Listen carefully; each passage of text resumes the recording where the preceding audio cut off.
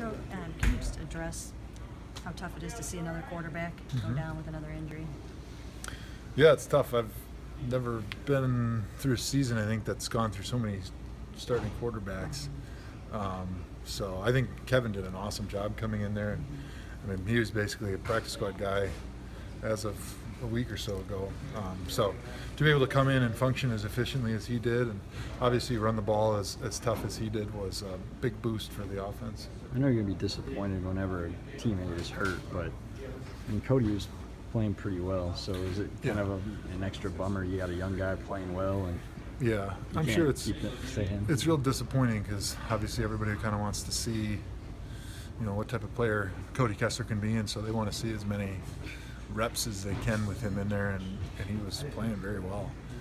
So it is tough to see him go down, but hopefully it's not too serious and he's able to come back quickly. I know you're out there by yourself at left tackle, but the shuffling of the line, it was a whole different line after the second half. How tough is that? Yeah, it's been really tough from an offensive line perspective this season.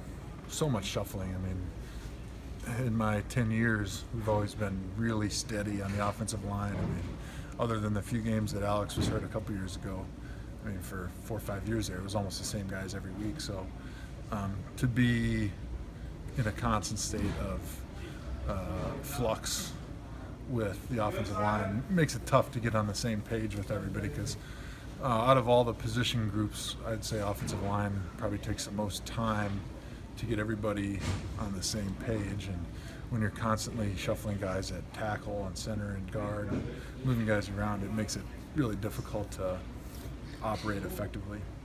Hugh was really frustrated in his news conference. I mean, it seemed to be the most frustrated we've seen him. Can you see it wearing on him, 0-7? Well, I think he's definitely frustrated.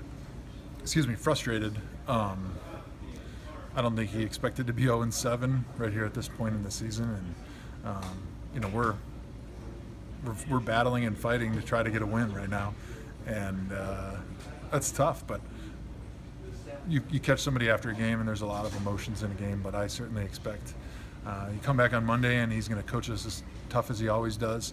But then by Wednesday, he's going to bring that energy and that positivity that I think is needed every week. Did you notice any difference in him in the second half? Like, he said he took his headphones off, and Kevin said Pep was kind of communicating with him in the headset. And who usually is that guy?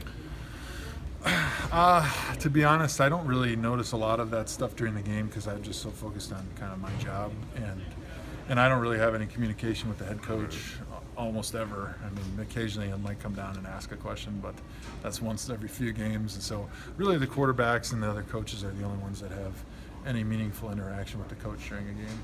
It's probably a bad question for right after the game, but did you get any? Shoot. I got to preface. Good way to preface it there. Did you get any feel for how Durango did? Tough to say, but I think he did pretty well. There wasn't any glaring mistakes or any huge foo-bars out there that I can remember.